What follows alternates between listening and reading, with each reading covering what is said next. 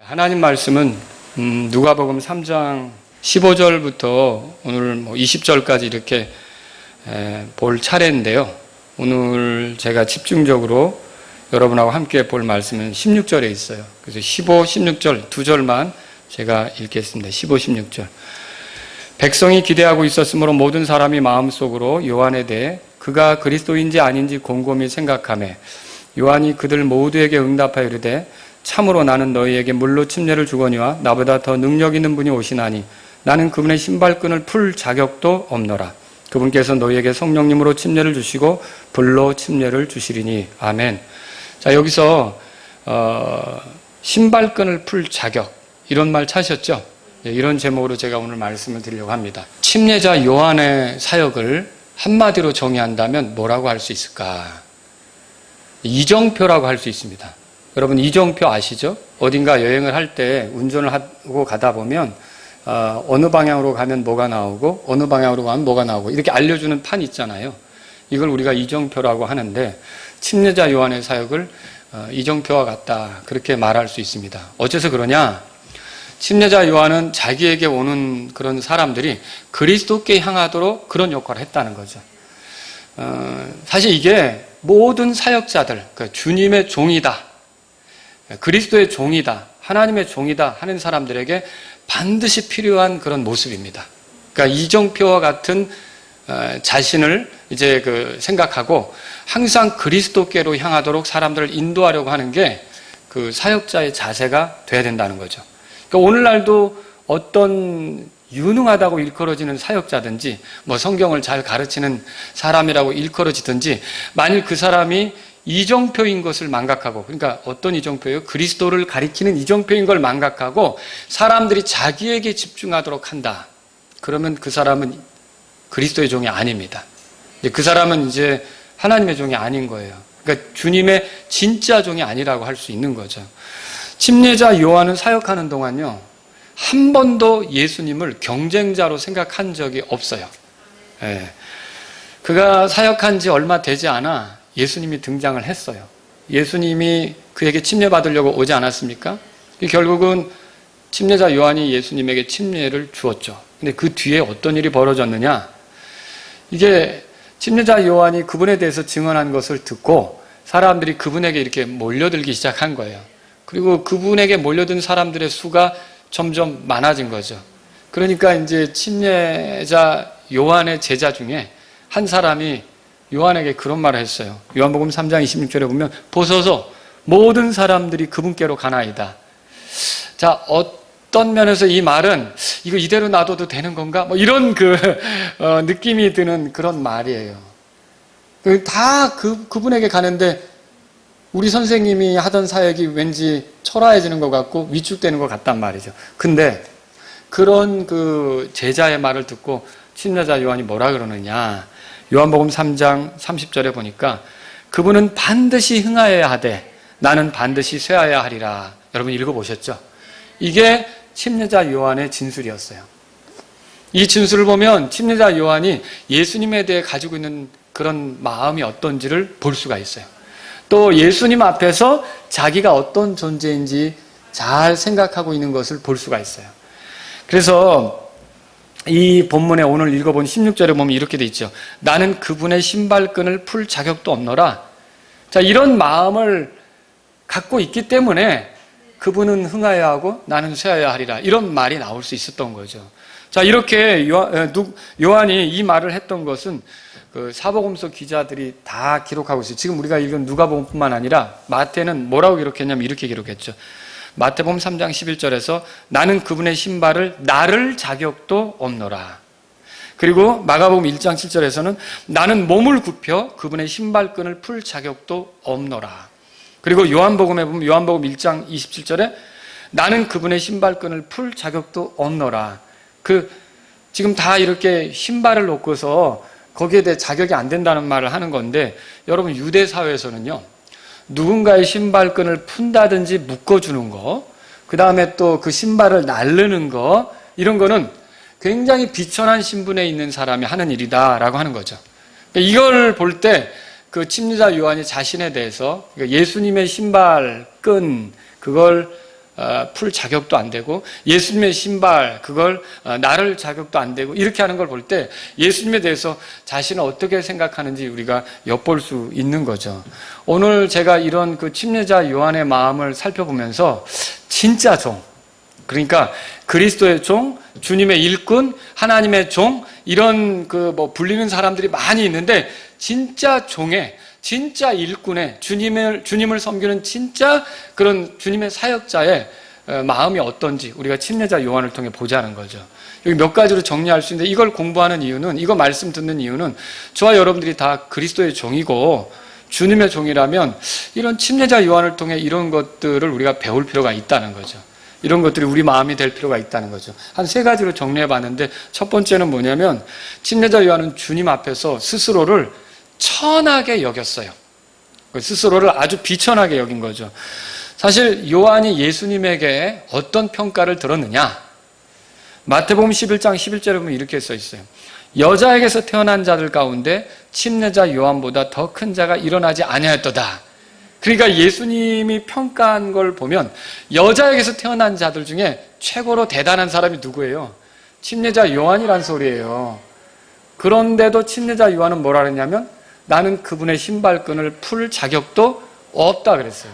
그러니까 예수님은 그분 예수님은요 침례자 요한을 이렇게 높여줬지만 침례자 요한은 정작 그렇지, 내가 여자 태중에 태어난 자들 중에 나보다 대단한 사람이 어디 있어, 이렇게 생각한 게 아니라 오히려 침례자 요한은 어떻게 했냐면 나는 그분의 신발끈을 풀 자격도 안 된다. 그래서 예수님 앞에서 자기를 어떻게 한 거예요?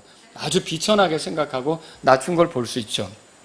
또 침례자 요한은 구약에 예언된 인물이기도 합니다. 이사야가 대언한 걸 보면 이사야서 40장 3절에 광야에서 외치는 자의 소리가 있다라고 그랬는데 이 광야에서 외치는 자의 소리는 사실 침례자 요한의 선포를 말하는 거거든요. 그리고 말라기 대언자가 말라기서 4장 6절에 보니까 크고 두려운 주의 날이 이르기 전에 보냄받는 대언자 엘리야가 있다고 그랬는데 이 엘리야에 해당하는 인물이 누굽니까? 침례자 요한이라고 예수님이 풀어주셨죠. 그럼 이게 침례자 요한은 구약에 이렇게 대언이 돼 있어요. 구약에 대언이 돼 있을 뿐만 아니라 침례자 요한이 태어났을 때 있잖아요. 침례자 요한이 태어났을 때 사가랴가 아버지잖아요. 이 사가랴에게 천사가 왔어요. 가브리엘이 찾아와서 침례자 요한이 태어나면 어떤 일을 하게 될지를 예언으로 알려준 거죠. 그러니까 우리가 우리 아이들을 낳을 때 태몽 꿈을 뭘 꿨느냐를 가지고도 얘가 크게 되고 어떻게 될 것 같고 이런 얘기들을 나누는 사람들이 있는데 침례자 요한은 어떻게 되는 사람이냐면 그 침례자 요한의 그 출생과 관계돼서 가브리엘이 찾아와가지고 이 애가 앞으로 어떤 일을 할 거다 이런 걸 알려줬던 인물이라는 거죠. 그런데 이런 사람인데도 불구하고 자기 자신을 주님 앞에서는 뭐라 그랬어요? 나는 그분의 신발끈을 풀 자격도 없다 그렇게 됐어요. 얼마나 자기를 비천하게 생각하는 거예요. 그리고 침례자 요한은 집안이 제사장 가문이에요. 아버지 사가랴가 제사장이잖아요. 그리고 아버지 어머니가 다 경건해요. 그래서 이렇게 말씀으로 잘 양육받은 거예요. 아마 어떤 사람 같으면요, 이런 구약의 성경에 예언이 돼 있다든지 자기 출생에 이런 천사가 찾아와서 특별한 일이 있었다든지 아니면 자기 집안이 특별하다든지 자기가 굉장히 경건한 부모 밑에서 컸다든지 이런 거 할 때 말씀 집회할 때마다 그게 또 맨 처음에 이렇게 자랑거리처럼 얘기가 될 수도 있어요. 왜냐하면 사람들이 그 얘기에 집중하도록 만들기 위해서. 뭔가 특별한 경험이 있으면 사람들은 굉장히 자기가 대단한 것처럼 이렇게 말하는 그런 경우가 있거든요. 남들이 경험하지 못한 거라든지 남들이 살아보지 못한 환경 이런 것들을 자랑스럽게 이렇게 얘기하는 사람들이 있거든요. 근데 침례자 요한은 그런 게 없어요. 다만 뭐라 그랬냐면 나는 그분의 신발끈을 풀 자격도 없노라. 혹은 그분의 신발을 나를 자격도 없노라. 이렇게 굉장히 자기 자신을 이렇게 비천한 자로, 누구 앞에서 비천한 자냐? 그리스도 앞에서 비천한 자로, 예수님 앞에서 비천한 자로 이렇게 말하는 것을 우리가 성경을 통해 보는 거죠. 요한은 또 매우 강직한 인물이었어요. 회개를 선포하잖아요. 죄를 회개하라고 선포했단 말이에요. 많은 사람들이 그에게 와서 그럼 우리가 어떻게 해야 되느냐? 우리 지난 시간에 살펴봤잖아요. 그렇게 묻고요. 심지어 침례자 요한은 헤롯의 죄에 대해서 선포하는 것도 두려워하지 않았어요. 근데 그렇게 강직했던 거예요. 무서울 것 없이 하나님 말씀을 선포했고 회개하라고 촉구했던 그런 인물이죠. 그런데 주님 앞에만 있으면 그는 뭐라 그랬어요? 나는 그분의 신발끈을 풀 자격도 없다. 이렇게 안 된다. 없다. 그렇게 말한 거죠. 요한은 당시 사람들에게 그리스도가 아닌가 하는 생각을 불러일으킬 정도였어요. 사역을 참 잘했다는 거죠. 사역을 참 잘한 거죠. 여러분 생각해 보세요. 누가 어떤 사람을 보면 저 사람 예수님 같아. 이렇게 하면 좋은 거 아닙니까? 근데 이럴 때 그렇지. 우리 주변에 있는 어떤 이단들은 뭐라 그러냐면 이렇게 혹시 그리스도가 아닌가 하면 내가 보혜사입니다 라고 하는 이단도 있고요. 자기가 자칭 그리스도이고 재림 예수인 것처럼 떠드는 사람이 있단 말이에요. 근데 침례자 요한은 어땠냐? 요한복음 1장 20절에 보면 나는 그리스도가 아니라 아주 이렇게 명확하게 얘기했어요. 그리스도가 아니라. 그리고 오히려 또 뭐라 그랬냐면 나는 그분의 신발끈을 풀 자격도 없노라. 이렇게 말했던 것을 오늘 성경을 통해 본단 말이죠. 사실 요한은 원한다면 교단 하나쯤은 창설할 수도 있었을 거예요. 아니면 선교회를 만들 수도 있어요. 여러분이 에베소 교회를 방문했던 사도 바울의 이야기를 읽어보시면 사도행전 19장에 있는데 거기에 갔더니 요한에게 침례받은 사람들이 여전히 있었어요. 거기에. 그래서 다시 침례를 주는 사건이 있잖아요. 그리고 요한의 영향력이 이렇게 대단했던 거예요. 여기저기 요한에게 침례받은 사람들이 흩어져 살고 있었던 거죠. 이렇게 볼 때 선교회 하나쯤 차릴 수도 있는 거죠. 근데 요한의 관심은 그거 아니었어요. 요한은 자기 자신에 대해서 뭐라 그랬냐면 나는 그분의 신발끈을 풀 자격도 없노라 그렇게 말했던 거죠. 여기서 뭘 발견해요? 이게 예수님 앞에서 자기가 얼마나 비천한 존재인지, 정말 그분과 비교할 수도 없는 아주 천한 존재임을 고백하는 것을 이렇게 볼 수 있다는 거죠. 오늘날 어떤 사람들이 특별한 배경을 굉장한 자랑거리로 삼는 거에 비하면 침례자 요한은 제가 보기에도 아마 여러분이 보기에도 야 정말 자랑할 만한 게 많겠다. 그런 배경과 그런 경험과 그런 예언의 말씀이 있다면 얼마나 대단한가 생각할 정도인데, 그런데도 이 당사자는 어떻게 생각했느냐? 예수님에 대해서 말할 때 나는 그분의 신발끈을 풀 자격도 없노라. 얼마나 비천하게 생각했느냐는 거죠. 감히 그분과 비교할 수 없다. 이게 진짜 종이에요. 어느 종이든 그리스도의 종은 절대로 자기 자신을 대단하게 말하지 않습니다. 자기 자신이, 그게 제가 어떤 유튜브 보니까 능력의 종 어느 목사 뭐 이런 식으로 나오는 거 제가 이렇게 봤는데 절대로 능력이라는 호칭을 그 종 앞에 붙이지 않는다는 거죠. 능력은 그리스도께 있습니다. 능력은 하나님께 있는 거죠. 그러니까 정말 제대로 된 그런 주님의 종은, 진짜 종은 어떻습니까? 항상 그리스도에 대해서, 예수님에 대해서 생각할 때 자기 자신은 그분께 감히 비교가 안 되는 아주 비천한 자라는 생각으로 섬기는 게 진짜 종의 모습이다. 여러분, 우리가 주님을 섬기는 사람들 아닙니까? 우리가 교회 안에서 주님을 섬길 때 항상 예수님을 생각하고 살아야 돼요. 그 예수님을 생각하면서, 그 예수님을 생각하면 나는 그분 앞에서 그분의 신발끈을 풀 자격도 안 되는 비천한 자라는 생각을 가지고 우리가 살아갈 필요가 있다는 거죠. 진짜 종들의 모습이 그렇다는 걸 여기서 발견하는 거예요. 자, 두 번째로 드리신 말씀이 이겁니다. 자, 첫 번째는 뭐라 그랬어요? 주님 앞에서 자기를 비천한 자로 여긴다 그랬잖아요. 두 번째는 뭐냐면 주님을 위한다면 하찮아 보이는 것도 귀하게 여기는 거예요. 그러니까 사람이 생각할 때 하찮아 보이는 것도 이 종에게는 귀한 거라는 거죠. 그러니까 한마디로 말하면 주님을 위한 일이라면 내게 하찮은 건 없다.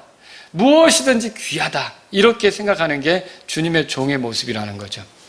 우리는 일반적으로 대단해 보이는 일을 할 때 자랑스러워합니다. 예를 들어 이제 제가 목사니까 큰 교회 목사가 된다든지, 수만 명이 따르는 설교자가 된다든지, 그리고 많은 이들이 이렇게 인정하는 지명도 있는 목사가 된다고 하면 자부심을 느끼면서 뭔가 대단한 사역을 하고 있다고 느끼고 성공했다고 느낄 수도 있어요. 사람의 마음의 말이죠. 그렇게 느낄 수 있지 않겠습니까? 그리고 일반 사람들도 큰 교회 목사고 많은 추종자가 있고 인지도가 있고 지명도가 있다면 저 사람 성공했네, 저 목사 성공했네, 이렇게 생각할 수 있지 않겠습니까? 자, 이게 사람의 생각이란 말이죠. 그러나 요한은 달랐어요. 요한은 달랐어요. 사람들의 눈에 하찮아 보여도 그것이 주님을 위한 것이라면 요한에게는 그게 그렇게 귀한 일이라는 것을 요한은 인정했던 거죠. 요한은 그걸 굉장히 귀하게 여겼던 거예요. 그 신발끈을 푸는다? 이거 생각해 보라는 거예요. 신발을 나른다?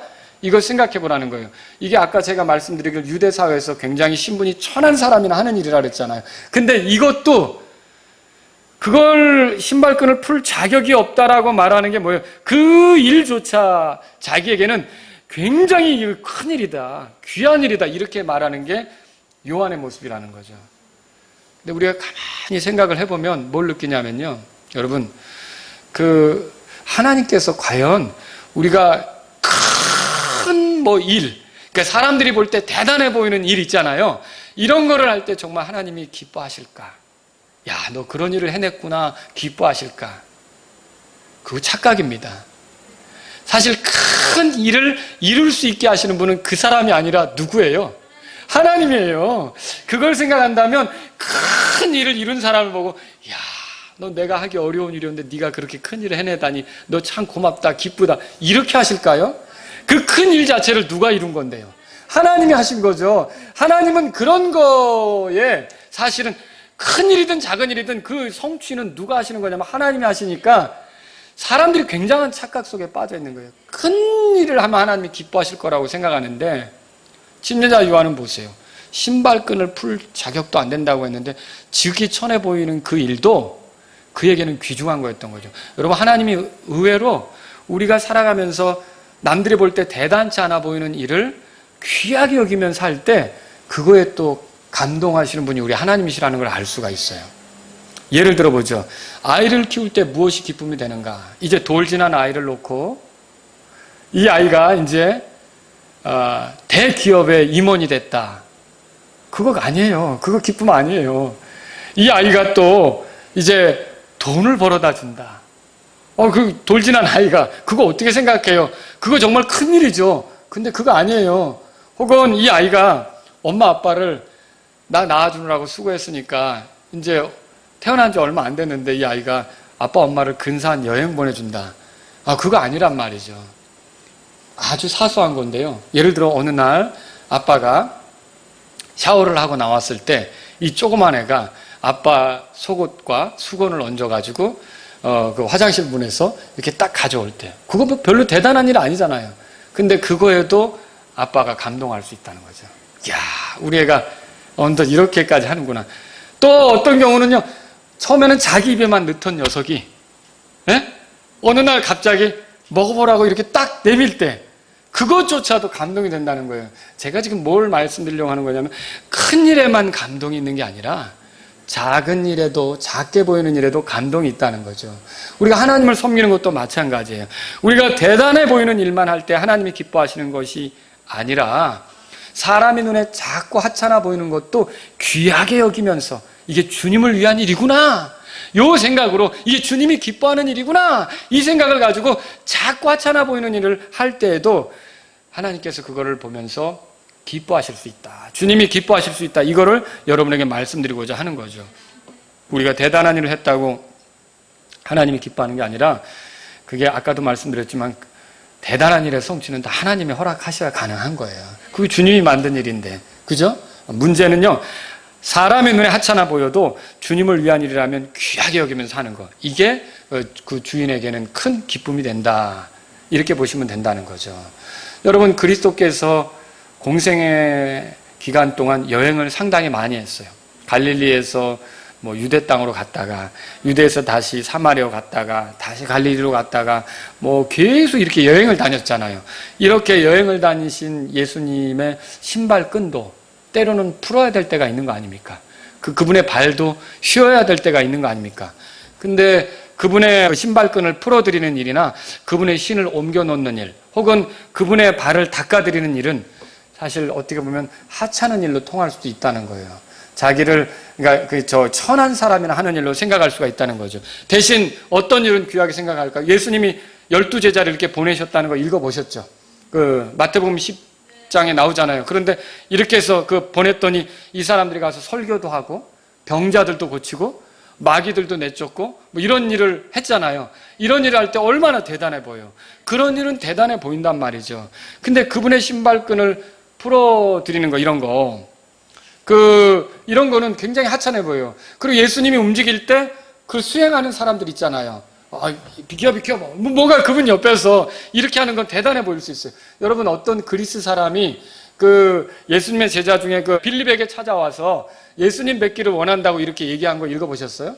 빌립에게 찾아와서 예수님 뵙기를 원합니다. 그 사람에게 좀 얘기를 해야 예수님을 만날 것 같고 뭔가 대단해 보이고 이렇게 그런 일이 있었다는 거죠. 그런데 신발끈을 풀어드린다든지 그 신발을 나른다는 건 왠지 초라하고 작아 보이는 그런 이제 생각에 빠질 수 있다는 거죠. 근데 놀랍게도 침례자 요한은 어때요? 이 초라해 보이는 일이 나는 그것도 이렇게 풀 자격이 없다 이렇게 얘기하면서 굉장히 자기에게 귀한 일이라고 생각했던 거예요. 이게 진짜 주님의 종의 모습이죠. 그러니까 여러분과 제가 구원받아서 하는 일은 무엇가 됐든지 주님을 위한 기회를 갖게 되는 거 있잖아요. 온도를 재는 거든지 뭘 쓰는 거든지 방송 관리를 하는 거든지 피아노를 치는 거라든지 구원받기 전에는 그거 해봐야 하나님이 영광 받지 않으십니다. 다 자기 의가 되니까. 근데 무엇이 한찮게 여기지든지 내가 구원받아서 하나님의 자녀가 되어 하는 일은 사실 정말 귀하지 않은 게 없는 거예요. 내가 구원받지 못했으면 어떻게 그런 일을 해요? 그러니까 구원받아서 이런 일을 한다는 거가 사실 내가 이거 감당할 자격이 안 되는 사람이었는데 어떻게 이런 일을 할 수 있는가 귀한 거 아닙니까? 자, 지미 카터 미국 대통령 아시죠? 이 사람이 우리 또 교회 이름이 똑같아요. 마라나타 침례교회라고 미국에 거기서 굉장히 오랫동안 집사로 이렇게 섬겼는데 제가 지미 카터 대통령의 신앙 입장을 100% 다 비슷한 것도 있겠지만 다 지지하고 공감한다 그런 얘기를 하고 싶은 건 아니에요. 이제 제가 다루려고 하는 얘기는 1977년 이 사람이 이제 미국 대통령이 됐거든요. 대통령이 되니까 담임 목사님이 이제 고민을 하게 됐어요. 왜냐하면 주일학교 교사로 열심히 애들을 가르쳤는데 대통령이 됐으니까 그 바쁘신 몸이 이제 와서 이걸 할 수 있을까? 그래서 누구를 대신 가르쳐야 돼? 누구를 가르치도록 교사를 세워야 되지? 이제 이 고민에 빠진 거예요. 근데 주일날 헬기 세대가 와가지고 그 카터 대통령이 내린 거예요. 경호원들도 수십 명이 와가지고 같이 그리고 주일학교 교사를 하는 거예요. 내가 대통령을 해도 이거는 포기할 수 없다는 거죠. 여러분 어쨌든 우리는 그래서 이제 외국에 순방을 간다든지 이럴 때는 못했겠지만 그렇게 대통령직을 하면서도 이렇게 교사 일을 하려고 했던 걸 보면 우리가 무엇을 주님으로부터 부여받든 그 하나하나가 귀중하다는 생각을 가지고 할 필요가 있는 거죠. 이 카터 대통령은 나중에 대통령 은퇴하고 대통령 물러나고 사임하고 나서 이제 집 지어주는 가난한 사람들에게 집 지어주는 일을 했어요. 그 일이 헤비타트 운동이라고 하는데 이런 운동을 하면서 5일 동안 일하고 주일날은 반드시 쉬어요. 근데 왜 쉬느냐? 난 교회 가서 가르쳐야 된다.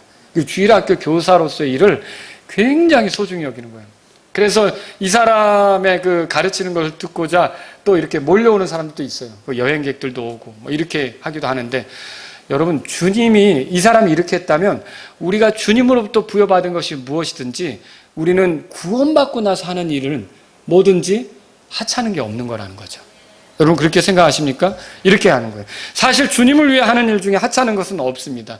우리는 때때로 이런 생각을 할 수 있어요. 이것 꼭 제가 해야 합니까? 왜 이런 걸 제가 해야 합니까? 왜 이런 일들을 내가 굳이 해야 합니까? 그게 아니라 무엇이든지 주님이 나에게 기회를 주시면 알겠습니다. 이게 정말 자격 안 되는 자를 이런 일에 써주셔서 감사합니다. 여러분 이게 오늘 우리가 종으로서 보여드려야 될 자세라는 걸 믿으시기 바랍니다.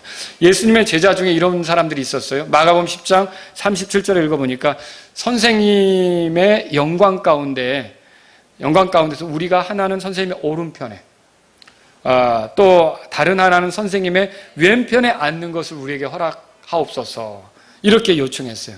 자, 어때요? 높은 지위에 앉게 해달라는 거 아닙니까? 자, 그런데 침례자 요한은 그런 게 있습니까?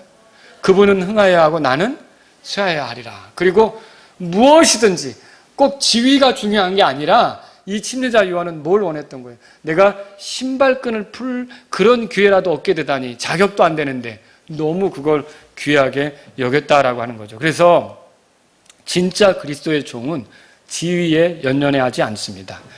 집사가 됐고 집사가 안 됐고 이거 중요한 거 아니에요.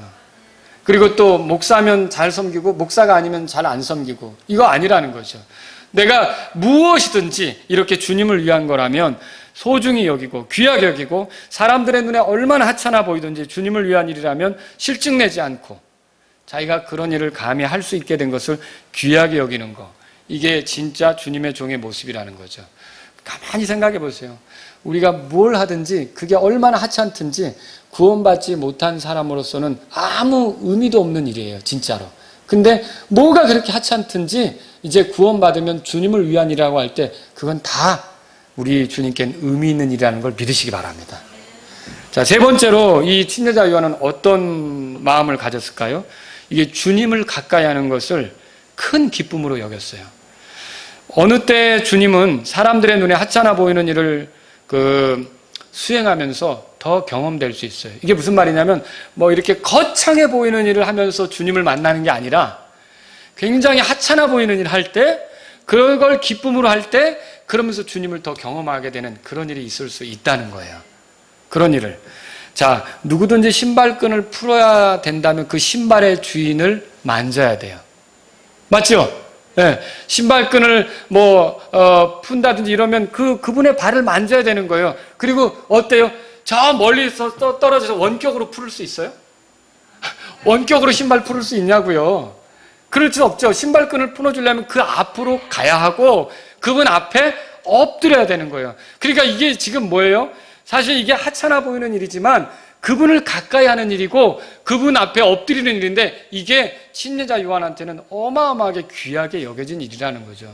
실제로 여러분 가룟 유다 한번 생각해 보세요. 가룟 유다는 주님의 이름으로 선포하는데 그 제자들 12명 나갔던 거기에 가룟 유다도 포함됐을까요? 포함됐어요. 가서 말씀을 선포하고요. 그 다음에 또 마귀들도 내쫓고요. 가룟 유다도 마귀들도 내쫓은 거예요. 병자들을 고치는 건요. 그것도 했어요. 이런 일들을 할 때 왜 그러냐면 제가 성경 읽어보겠습니다. 예수님께서 이 12를 내보내시며 그들에게 명령하여 이르시되 너희는 이방인들의 길로 들어가지 말고 사마리아 사람들의 어떤 도시로도 들어가지 말며 오직 이스라엘 집에 잃어버린 양들에게로 가라. 너희는 가면서 선포하여 이르되 하늘의 왕국에 가까이 왔느니라. 병든 자들을 고쳐주고 나병 환자들을 정결하게 하여 죽은 자들을 살리고 마귀들을 내쫓되 너희가 거저받았으니 거저주라. 마태복음 10장 5절에서 8절이에요. 예수님이 이렇게 제자들을 보낼 때 가룟 유다 너는 어차피 날 배반할 녀석이니까 빠져 이랬나요? 그 12명 중에 가룟 유다도 같이 간 거예요. 그럼 가룟 유다도 이런 일을 했겠죠. 근데 사람들이 가룟 유다를 볼 때 우와 대단하다. 어떻게 저런 일을 할 수 있지? 여러분 시므온이 베드로가 이렇게 기도하고 이럴 때 성령 받는 그런 걸 보면서 돈 주고 와서 살려고 했던 거 아시죠? 그런 것처럼 얼마나 이게 부러운 일이겠어요.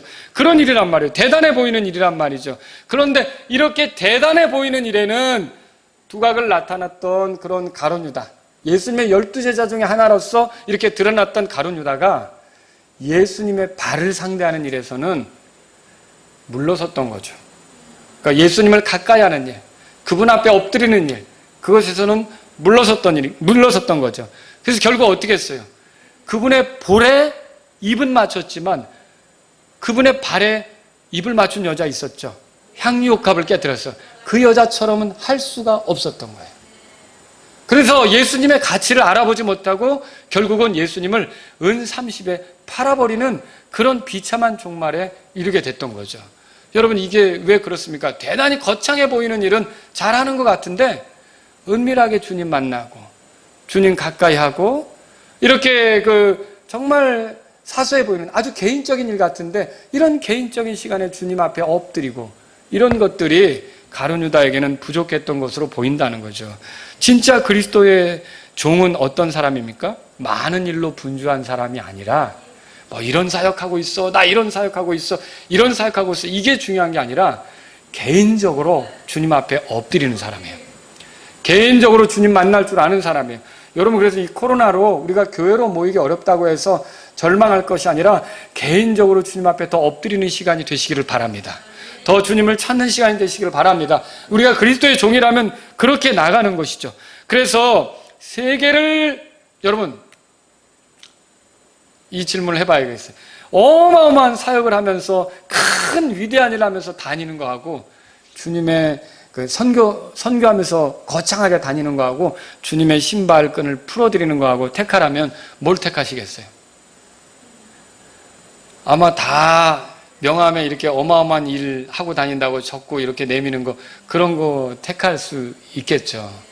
근데 침례자 요한은요, 자기가 사역하는 동안 정말 그분의 신발끈을 풀 자격도 안 된다고 이렇게 말했는데, 이게 뭐냐면 그에게 있어 정말 중요한 것은 그분이고 그분을 드러내는 거고 이거라는 걸 여기서 볼 수가 있는 거예요. 여러분, 마르다하고 마리아가 예수님을 자기 집에 초대했을 때 마르다는 음식 때문에 분주했죠. 아주 복잡한 시간을 보내고 있었죠. 마리아는 어떻게 했어요? 주님의 발 앞에 앉아서 말씀을 들었죠.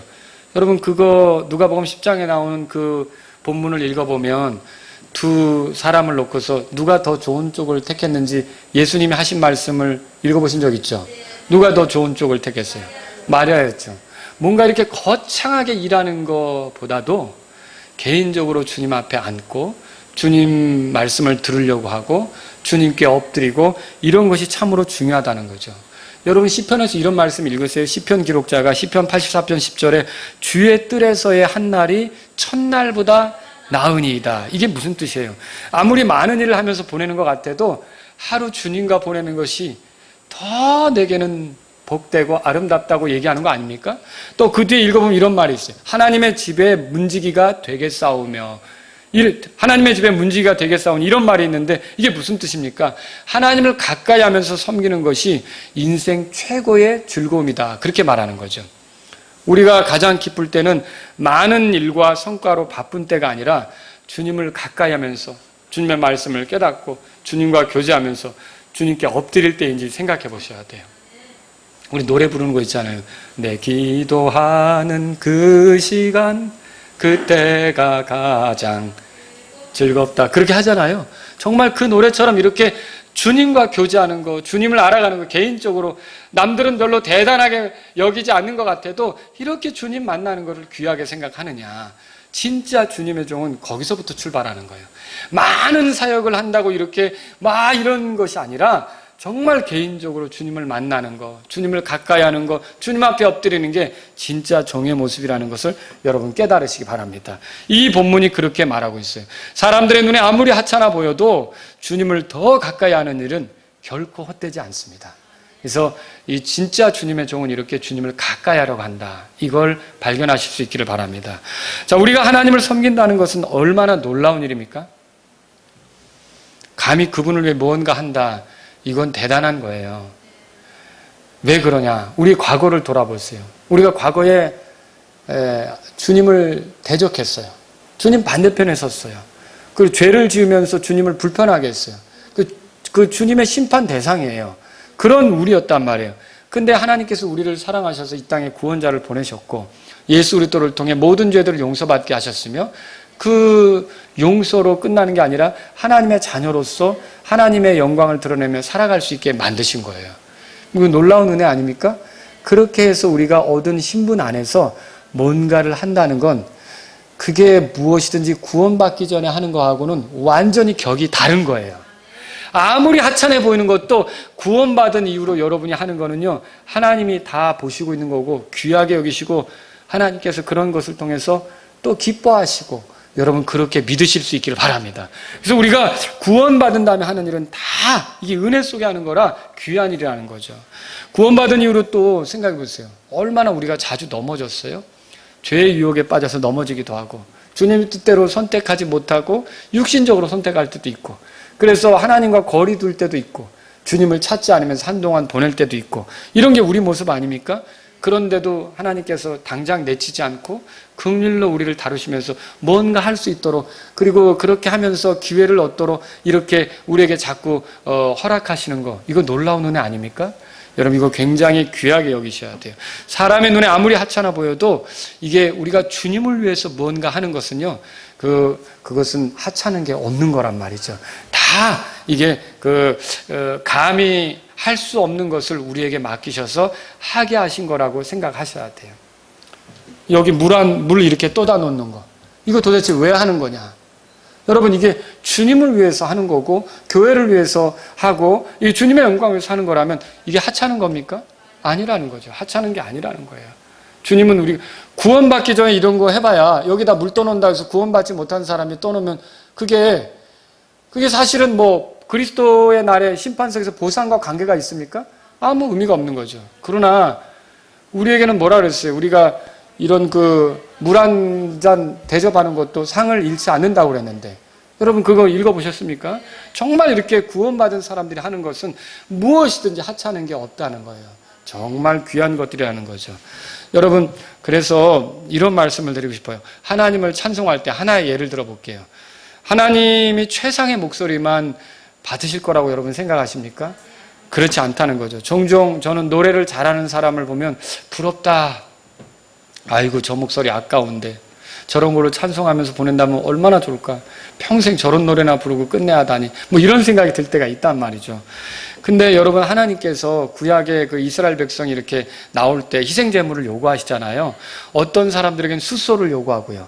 어떤 사람은 염소나 순양을 요구하고요. 그것도 드릴 형편이 안 되면 뭘 요구하죠? 예, 비둘기. 이런 거 요구하잖아요. 그래서 예수님의 어머니인 마리아하고 요셉, 그 양아버지였던 그 요셉은 어땠어요? 정결 예식을 치르기 위해서 뭘로 했어요? 비둘기로 했죠. 그런데 그렇게 비둘기로 할 때 물론 소를 바칠 능력이 되는 사람이 비둘기로 한다면 그건 문제가 되겠죠. 그죠? 그런데 이건 내가 능력이 안 돼서 비둘기밖에 드릴 수가 없어서 비둘기로 가지고 왔다 했을 때 하나님께서 나는 항상 수소를 기대했는데 비둘기라니 라고 못마땅히 하십니까? 아니라는 거죠. 그게 비둘기라도 하나님은 받으실 수 있는 거예요. 기뻐하실 수 있는 거죠. 여러분, 이거 뭘 우리가 볼 수 있는 거예요? 우리가 노래를 잘한다면 뭐 분명히 문화회관에서 공연하고 이렇게 할 수가 있겠죠. 노래를 잘하는 목소리는 그런 데에서 이렇게 설 수가 있는 거예요. 하지만 우리가 그 정도의 목소리가 안 되더라도 우리가 최선을 다해서 하나님을 찬양하려고 할 때 하나님은 어떻게 하시겠습니까? 최선의 목소리를 기대했는데 그게 아니군. 이렇게 하실까요? 그 목소리를 주신 분이 누구예요? 하나님이시잖아요. 근데 그 목소리 주셨는데 그 목소리 가지고 찬양하는데, 그러니까 수소를 주셨으면 수소 바치는 거고 비둘기만 허락하셨으면 비둘기로 바치는 거고 그런 거예요.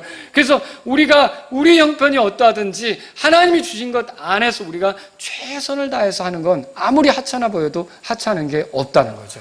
그래서 여러분이 주님의 종이라면 이렇게 이제 하나님을 섬길 때 그리스도 앞에서 감히 그리스도와 비교도 안 되는 비천한 존재라는 생각을 하셔야 되는 거죠. 비천한 존재다. 비천한 존재다. 그리고 내가 이렇게 이제 그분의 신발끈을 이렇게 풀 자격도 안 되는 것처럼 하찮은 일도, 그분 앞에서 하찮은 일도, 사람들이 볼 때 하찮은 일도 내게는 그분을 위한 일이라면 다 귀하다. 다 귀하다.